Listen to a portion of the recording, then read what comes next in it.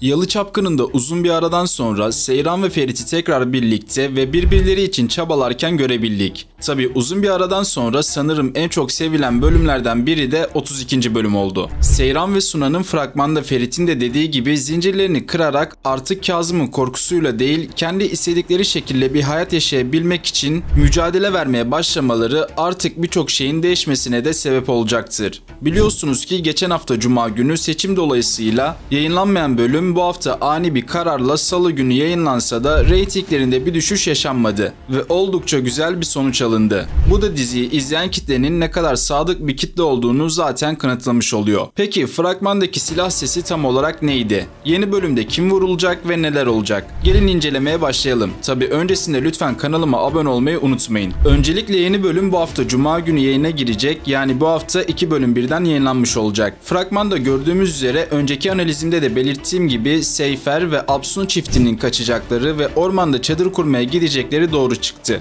Ancak Saffet'in Suna'nın yokluğunu fark etmesiyle birlikte Şanlı ailesi direkt Suna ve Seyran'ı aramaya koyuldu. Peki fragmanda gördüğümüz üzere Fuat Ferit'in yerini nasıl öğrendi? Fragmanda Gülgün Fuat'ı Ferit'in peşinden yollasa da Fuat kendisini çok dikkatli bir şekilde gizleyemediğinden dolayı Tarık tarafından takip edilecek. Fuat ise Ferit'in yerini fragmanda görüldüğü gibi çocukluk zamanında yaşadıkları bir anıdan dolayı biliyor. Çünkü fragmanda Ferit ile Fuat sohbet ederken aynı yerde çocukluklarını hayal ettiklerini görüyoruz. Yani muhtemelen Fuat'la Ferit çocukken evde yaşadıkları sıkıntılardan dolayı kaçmaya karar vererek yine buraya geldiler. Fuat da bunu tahmin ederek Ferit'in peşine düşmüş olabilir. Peki vurulan kişi kim olacak? Öncelikle Tarık'ın gerçek yüzünü ve her kavga anında silahına güvenerek hareket eden bir kişi olduğunu görmüştük. Fuat ise fragmanda da görüldüğü gibi Tarık tarafından takip ediliyor. Ancak silah sesi çıktığı sırada Suna ve Abidin'in şaşırarak baktıklarını görüyoruz. Yani burada Ferit veya Seyran vurulacakmış gibi bir algı yapılmaya çalışılsa da kamera arkasından gelen görüntülerde vurulacak kişinin Ferit ya da Seyran olmadığını çok iyi anlıyoruz. Çünkü bu görüntülerde Ferit oldukça telaşlı bir şekilde hastaneye doğru koşuyor ve arkasında da Seyran var. Bu yüzden Ferit veya Seyran'ın vurulmadığını kesin olarak söyleyebiliriz. Ancak görüntülerde dikkat ettiyseniz Tarık'ın da hastanenin etrafında olduğunu görüyoruz. Yani Tarık muhtemelen birini vurmuş olsaydı hastane civarında elini kolunu sallayarak dolaşamazdı ve polis tarafından sorgulanmaya alınırdı. Yani bence fragmanda silah sesi verilse de kimse silahla vurulmadı. Peki silah sesi nereden geldi? Abidin ve Suna'nın yakınlaşmaya başladıkları anda muhtemelen Tarık bu ikiliyi tam bu anda yakalayarak sinirlenip havaya doğru silah sıktı.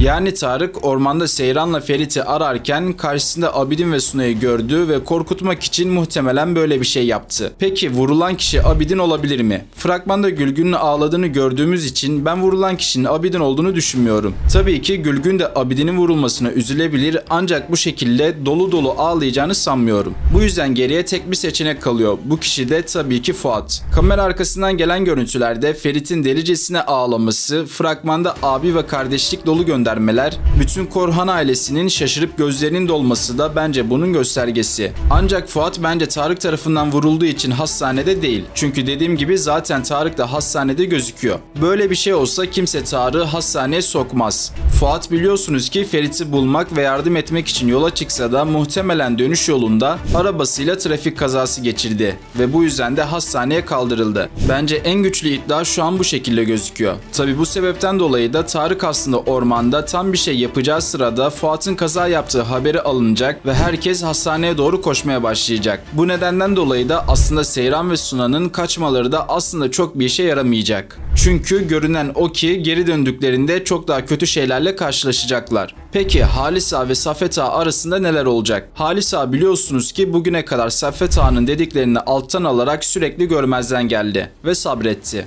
Ancak bu bölümde ilk defa Saffet Ağa'nın dediklerine dayanamayarak boğazına sarıldı. Bu da artık Halis her ne kadar bu kavgadan uzak durmaya çalışsa da Saffet Ağa'ya karşı yaptığı bu hamleyle birlikte ikili arasındaki gerilimin artık tam olarak savaş haline geldiğinin çok net bir göstergesi. Evet dostlar, benim fragman ve bölüm hakkında söyleyeceklerim bu kadar. Sizler de kendi görüşlerinizi mutlaka yorumlara yazın. Umarım videoyu beğenmişsinizdir. Sonraki videolarda görüşmek üzere. Kendinize iyi bakın.